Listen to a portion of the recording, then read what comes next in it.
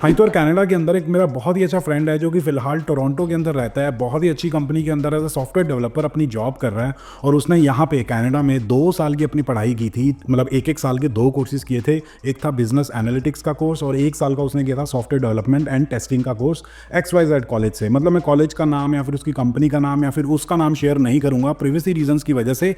लेकिन अब वो जॉब चेंज करने का सोच रहा है, तो उसने मेरे को अपना रिज्यूमे भेजा, क्योंकि वो जॉब्स वगैरह अप्लाई कर रहा है, रिव्यू करने के लिए रिज्यूमे भेजा कि आप देख के बता दो कि भी क्या क्या चीज़ें चेंज हो सकती हैं, क्या क्या चीज़ें ठीक हो सकती हैं। तो जब मैं उसका रिज्यूमे देख रहा था तो भी काफ़ी सारी चीज़ें हैं जो उसके साथ मेरे को शेयर करनी है। लेकिन जब ये कर रहा था तो मेरे को लगा कि अगर मैं यही चीज़ें आप लोगों के साथ भी शेयर करूं तो हो सकता है आप में से काफ़ी सारे लोगों की हेल्प हो जाए। मतलब वो जो गलतियां कर रहा है मे बी आप वो गलतियां ना करो ये वीडियो देखने के बाद। So without wasting any more time मेरे फ्रेंड का रिज्यूमे रिव्यू करते हैं और आप लोगों की थोड़ी सी हेल्प करते हैं। Let's get started with this video. लेकिन एक वीडियो स्टार्ट करने से पहले मैं आप लोगों को एक चीज़ बता देना चाहता हूँ कि मैं कोई एक्सपर्ट नहीं हूँ रेज्यूमे या फिर कवर लेटर वगैरह रिव्यू करने में। मतलब ऐसा नहीं है कि जो जो चीज़ें मैं बताऊंगा वही परफेक्ट है, उससे बढ़िया कुछ हो नहीं सकता, ऐसा हिसाब किताब नहीं है। जो भी चीज़ें बताऊंगा वो मेरा खुद का पर्सनल एक्सपीरियंस है, क्योंकि कनाडा के अंदर मैंने बहुत सारी जॉब्स अप्लाई की हैं, बहुत सारे इंटरव्यूज़ दिए हैं और अच्छे खासे ऑफर्स भी आए हैं। और मेरे को लगता है कि जो भी मेरा तरीका है रेज्यूमे बनाने का वो ठीक ठाक ही है, अच्छे खासे जॉब ऑफर्स वगैरह आ जाते हैं, फिर इंटरव्यू की कॉल्स तो एटलीस्ट आ ही जाती हैं। तो चीज़ें डिस्कस करते हैं। हाँ जी, तो जैसे कि आप स्क्रीन पे देख सकते हो ये है मेरे फ्रेंड सुमित कुमार का रिज्यूमे। ऑब्वियसली यार प्रिवेसी रीजंस की वजह से मैंने उसका नाम चेंज कर दिया, उसको कुछ और नाम है। और जो कॉन्टैक्ट इन्फॉर्मेशन है, LinkedIn, phone number, email ID सब गलत है। कॉल करने की या फिर ईमेल करने की कोशिश किसी को मत करना, कोई रिस्पॉन्स नहीं आएगा। सबसे पहली चीज़ जो मेरे को दिखाई दे रही है जो बहुत गड़बड़ है वो है ऊपर जो है स्पेस है उसके नाम के ऊपर। तो ये स्पेस बिल्कुल भी नहीं होना चाहिए। तो आपको क्या करना है, इसको थोड़ा सा ऊपर लेके जाओ ताकि ये हिसाब किताब हो जाए, तो आपके पास नीचे काफ़ी स्पेस हो जाएगा। मे बी हम इस पूरे रिज्यूमे को एक पेज के अंदर डाल पाएँ, ठीक है। उसके बाद ये जो नाम लिखा हुआ है इसका जो फॉन्ट साइज़ है वो है 28। मेरे पर्सनल ओपिनियन में इतना ज़्यादा बड़ा नहीं होना चाहिए, तो इसको हम 22 कर देते हैं, तो इतना ठीक है।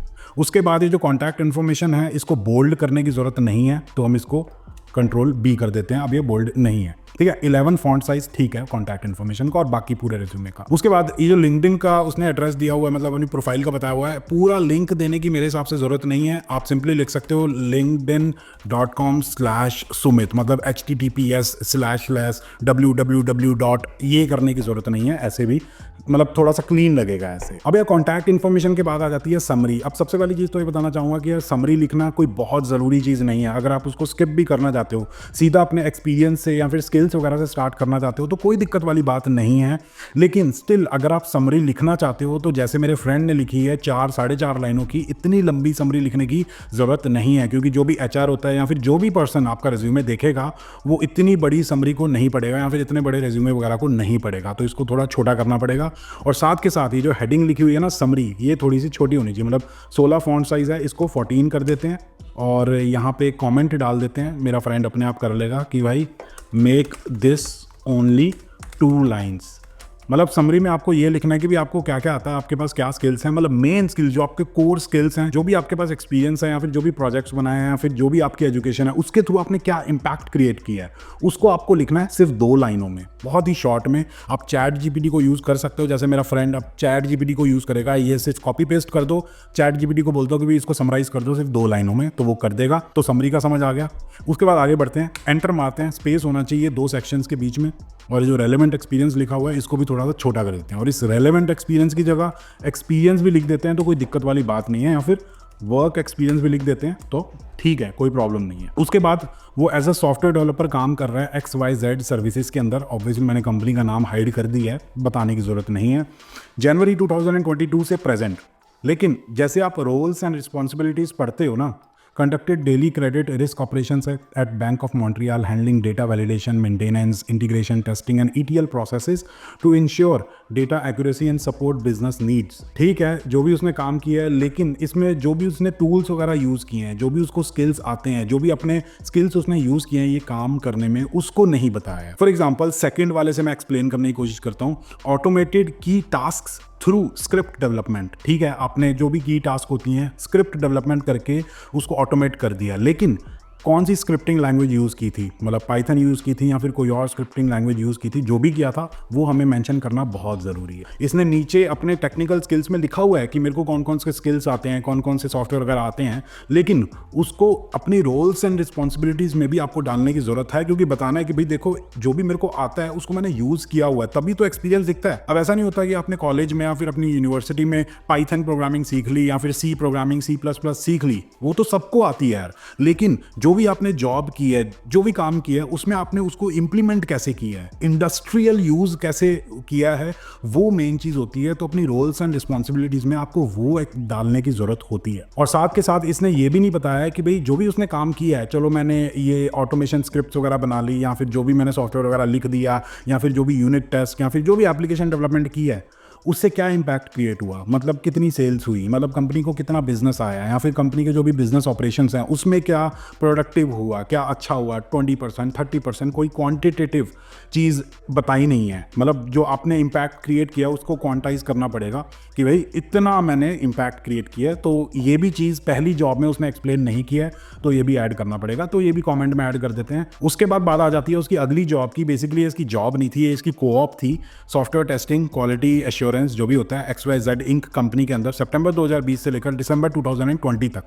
अब इसमें देखो, इसने एक्सप्लेन किया हुआ है कि fostered collaboration among QA development and cross functional teams, reducing the time to resolution for reported issues by 30%। तो इस तरीके से आपको एक्सप्लेन करना है। लेकिन इसमें एक और प्रॉब्लम ये है कि जो भी इसने काम किया है, जो इसने कोलैबोरेशन की है, फॉस्टर्ड किया है, जो भी किया है, कौन से स्किल्स को यूज करके किया है भाई, ये तो बताया ही नहीं है। तो आपको बताना पड़ेगा कि जो भी मेरे को स्किल्स आते हैं वो मैंने इस तरीके से कंपनी के अंदर इंप्लीमेंट किए हैं। तो सारी चीज़ों को ट्रैक करने के लिए कौन सा इसने ऑनलाइन सॉफ्टवेयर यूज़ किया था, डॉक्यूमेंटेशन क्रिएट करने के लिए कौन सी एप्लीकेशन या सॉफ्टवेयर वगैरह यूज़ किए थे, ये सब एक्सप्लेन नहीं किया है। अगर इसको अलग से आप टेक्निकल स्किल्स में एक्सप्लेन करोगे तो उसका कोई खास फायदा नहीं है। इंप्लीमेंटेशन दिखाना ज़्यादा ज़रूरी होता है। रोल्स एंड रिस्पॉन्सिबिलिटीज़ का बेसिकली सिंपल ये फंडा होता है। आपको कैसे लिखनी होती है, सबसे पहले आपको ये लिखना है कि आपने क्या किया है, उसके बाद आपको लिखना है कि भी कौन कौन से स्किल्स को यूज़ करके किया है, और उसके बाद आपको लिखना है कि उससे हुआ क्या, कितना इंपैक्ट क्रिएट हुआ। अब इसके बाद बात आती है प्रोजेक्ट्स की। अब प्रोजेक्ट में एक तो इंग्लिश की मिस्टेक है, प्रोजेक्ट नहीं लिखना, और इसका भी जो फॉन्ट साइज है वो थोड़ा सा बड़ा है, तो इसको भी 14 कर देते हैं। और इतने सारे प्रोजेक्ट्स आपको मेंशन करने की ज़रूरत नहीं है।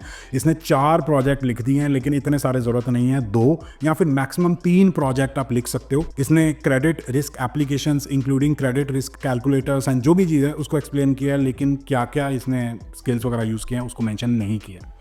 और ये इसके रोल्स एंड रिस्पॉन्सिबिलिटीज़ और जो भी किया है, ये पढ़ के समझ नहीं आ रहा कि ये बंदा सॉफ्टवेयर डेवलपर की जॉब्स अप्लाई करना चाहता है या फिर बिजनेस एनालिटिक्स की जॉब्स अप्लाई करना चाहता है। तो ये बहुत ही ज़रूरी चीज़ मैं आपको बताना चाहता हूँ कि अगर आप एज ए सॉफ्टवेयर डेवलपर अपनी जॉब अप्लाई कर रहे हो, मतलब कोई जॉब ओपनिंग निकली हुई है सॉफ्टवेयर डेवलपर की, आपको पूरा का पूरा resume as a software developer बनाना है। पूरा का पूरा रिज्यूमे बहुत ही टेक्निकल टाइप का होना चाहिए, क्योंकि वो एक टेक्निकल जॉब होती है।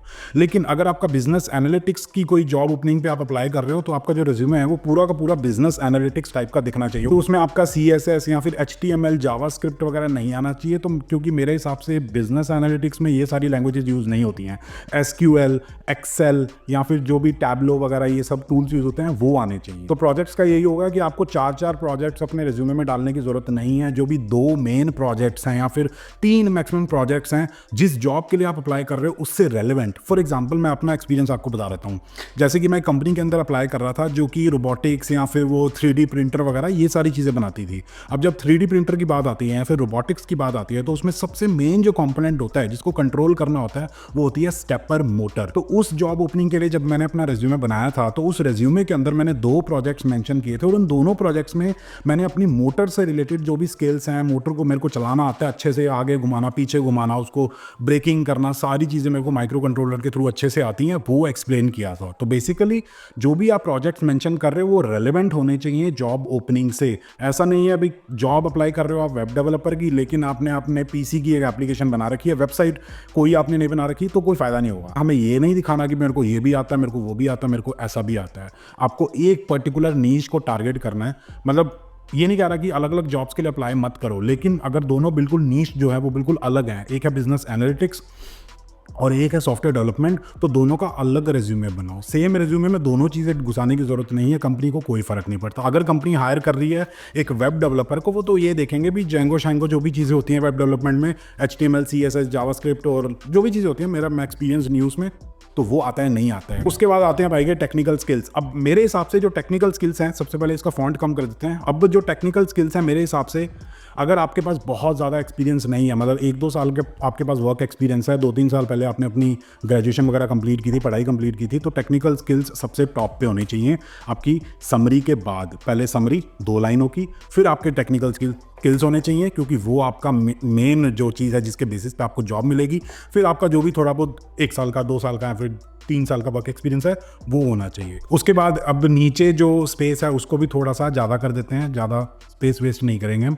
अब देखो, अगर मैं प्रोजेक्ट्स को ये कर देता हूँ, सिर्फ 2 प्रोजेक्ट्स में रहने देता हूँ, 4 प्रोजेक्ट्स को हटा के 2 प्रोजेक्ट्स कर दिए, तो हमारा एक पेज में भी रिज्यूमे बन सकता है। क्योंकि ये जो बंदा है इसके पास बहुत ज़्यादा एक्सपीरियंस नहीं है, इसने जनवरी 2022 में अपनी फुल टाइम जॉब करना स्टार्ट किया था, तो इसको 2 साल ही हुए हैं, मतलब 2.5 साल हुए हैं जॉब करते करते। अब अगर मैं समरी को भी 2 लाइनों की कर दूं, किसी तरीके से अपनी समरी 2 लाइनों में ले आए, तो देखो उसका पूरा का पूरा रिज्यूमे एक पेज के अंदर आ गया है। अब ये नहीं सोचना कि यार मेरा एक पेज का रिज्यूमे है, इससे तो दिखाई देगा कि मेरे पास कोई एक्सपीरियंस ही नहीं है, फिर मेरे को कुछ नहीं आता है। ऐसा नहीं है। जो भी आपने उसके अंदर लिखा हुआ है, किन किन चीज़ों को आपने हाईलाइट किया हुआ है, वहाँ से पता लगता है कि आपको क्या आता है क्या नहीं आता है, आप किस तरीके से चीज़ों को लिख रहे हो, या फिर किस तरीके से आप ये बता रहे हो कि मैंने कैसे जो भी काम किया है, जिस भी कंपनी के अंदर कोई कोऑप किया है या फिर फुल टाइम जॉब किया है, फिर जो भी पढ़ाई की है वहाँ पे मैंने कैसे इंपैक्ट क्रिएट किया है। अगर वो आप एक्सप्लेन कर सकते हो तो एक पेज का रिज्यूमे काफ़ी है।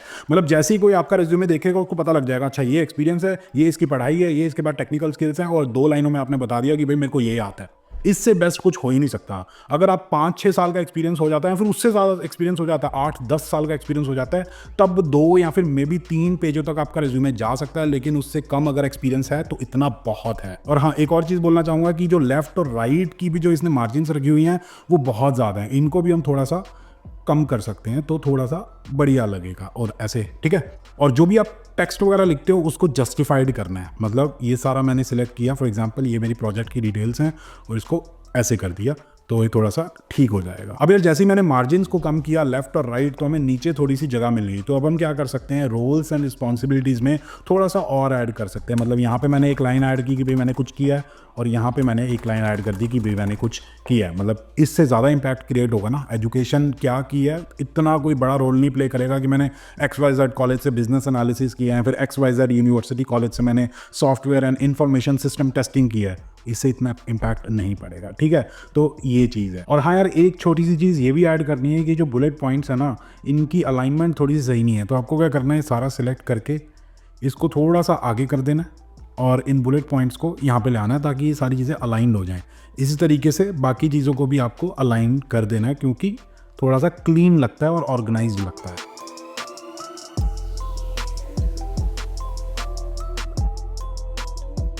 बाकी यार ये भी मेंशन करना चाहूँगा कि पिछले 6 महीने से जिस प्लेटफॉर्म पे आशीष और मैं मिल के काम कर रहे हैं, बहुत मेहनत कर रहे हैं, उसके अंदर ये भी इंक्लूडेड है कि अगर आपको रिज्यूमे बनाना नहीं आता है या फिर ऑलरेडी बना चुके हो, उसको रिव्यू कराना है, कवर लेटर बनाना है, जॉब्स वगैरह आपसे अप्लाई नहीं हो रही हैं, फिर जॉब्स मिल नहीं रही हैं, कैसे जॉब लोगे, तो उसमें सारी की सारी चीज़ें इंक्लूडेड होंगी। और ऐसा नहीं है कि भाई हम ही एक्सपर्ट हैं, हमें सब आता है। मैं IT फील्ड या फिर सेमीकंडक्टर फील्ड से रिलेटेड आपको चीज़ें बता सकता हूँ। जो आशीष है वो मार्केटिंग फील्ड से रिलेटेड आपको चीज़ें बता सकते हैं या फिर सेल्स से रिलेटेड बता सकता है। लेकिन जो दूसरे फील्ड्स होते हैं उनसे रिलेटेड हम एक्सपर्ट्स को लेके आएंगे, या फिर जो एम्प्लॉयमेंट सर्विसेज के अंदर काम करते हैं उनका डेली का काम है रिज्यूमेस को रिव्यू करना, रिज्यूमे बनाना, कवर लेटर बनाना, जॉब्स वगैरह अप्लाई करवाना। उन लोगों को हम लेके आएंगे अपने प्लेटफॉर्म पे, ताकि आप लोगों की हेल्प हो सके कनाडा के अंदर, आप लोग अपनी कनाडा के अंदर बढ़िया तरीके से जॉब ढूंढ पाओ। तो अगर आप वेट लिस्ट को ज्वाइन करना चाहते हो तो लिंक जो है डिस्क्रिप्शन के अंदर दिया हुआ, आप फॉर्म भर सकते हो। Definitely you will be the first one to know about our platform. जैसे ही वो लॉन्च होता है, फटाफट से लॉन्च होने वाला है, थोड़े टाइम में सारा काम हो गया, आखिरी की चीज़ें रहती हैं। ठीक है। और हाँ, अगर आप रेज्यूमे से रिलेटेड डिटेल में एक वीडियो देखना चाहते हो जो मैंने थोड़े टाइम पहले बनाई थी, तो ये राइट वाली वीडियो आप चेकआउट कर सकते हो। बाकी कनाडा के अंदर घर खरीदने की प्लानिंग चल रही है, रेज्यूमे की कोई दिक्कत नहीं है भाई साहब, पैसा वूसा बढ़िया हो गया है, तो ये लेफ्ट वाली वीडियो चेकआउट करो, प्रोसेस क्या होता है पता लग जाएगा। बाकी अगर आप लोगों को वीडियो पसंद आई तो please like, share and subscribe, and as always stay healthy and keep hustling.